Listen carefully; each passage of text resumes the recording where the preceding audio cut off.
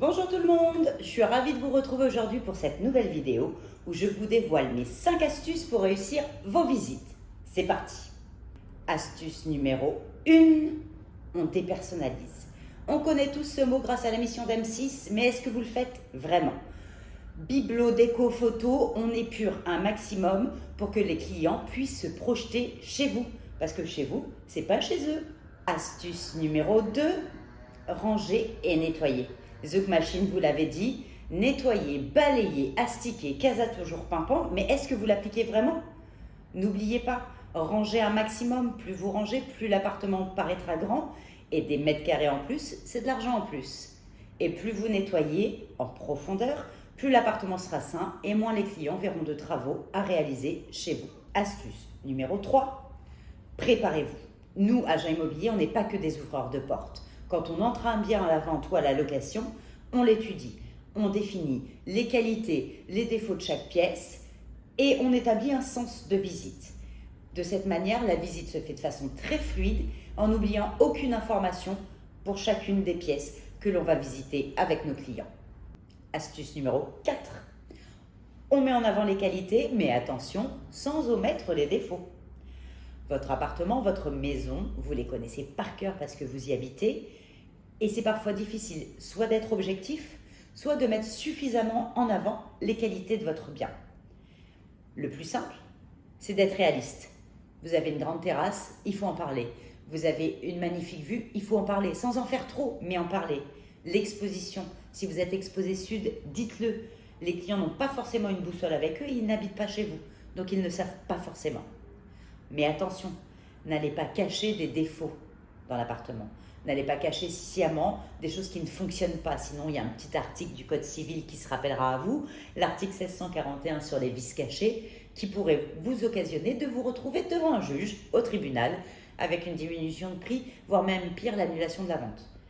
Donc, soyez objectif, mais ne cachez rien. Astuce numéro 5, c'est la plus facile. Laissez les clients tout seuls. Ils ont besoin de s'imprégner de l'appartement. Ils vont y vivre seuls, en famille, en couple, mais en tout cas pas avec vous. Donc ils n'ont pas forcément tout le temps besoin de vous pour les visites. Laissez-les tranquilles, laissez-les s'imprégner de chaque pièce, s'attarder sur la cuisine s'ils ont envie de s'y attarder, une terrasse, un séjour, une chambre. Ils vont pouvoir débriefer entre eux, penser à des questions auxquelles ils n'avaient pas encore pensé, et en tout cas ça vous fera gagner du temps par la suite. Et voilà, je vous ai dévoilé mes 5 astuces pour réussir votre visite, mais comme je vois que vous êtes tous très attentifs et très sages, je pense que ça mérite une petite astuce bonus. Ça sera donc l'astuce numéro 6. Il faut vérifier la solvabilité de vos clients. Alors je sais, ce que vous vous dites, c'est compliqué en tant que particulier de demander à un éventuel client quels sont ses revenus, quel est son métier, quel est son endettement. C'est beaucoup plus facile pour nous, agents immobiliers, professionnels de l'immobilier, de le faire. Mais il faut absolument vérifier cette étape. Parce que si vous vendez votre appartement, votre maison, avec une condition suspensive d'obtention d'un crédit qui peut durer 60, 70, 90 jours maintenant, et que votre client n'a pas son crédit, eh bien vous aurez perdu tout ce temps-là. Vous n'aurez pas pu faire de visite, vous ne pourrez plus commercialiser votre bien et il faudra tout repartir à zéro. Si vous vérifiez un minimum la solvabilité de vos clients, ça vous permettra de gagner du temps par la suite. Vous ne perdrez pas ces 90 jours d'obtention de crédit à ne rien faire, à être avec un appartement qui est bloqué par l'acquéreur alors que vous savez très bien qu'il n'aura pas son crédit. Ça vous fera gagner toute cette période-là et ça vous évitera les mauvaises surprises. Aujourd'hui, les banques ont durci leurs conditions d'obtention des crédits, ont augmenté les taux, ont modifié le calcul d'endettement. Vous pourriez avoir une mauvaise surprise et avoir un crédit refusé. Alors, expliquez à vos clients que vous avez besoin d'être rassurés sur leur solvabilité pour leur poser les bonnes questions et ainsi peut-être aller jusqu'au bout de la vente. C'est ce qu'on vous souhaite.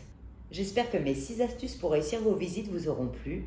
J'espère vous retrouver très vite sur les réseaux et en attendant, n'oubliez pas, contactez-nous.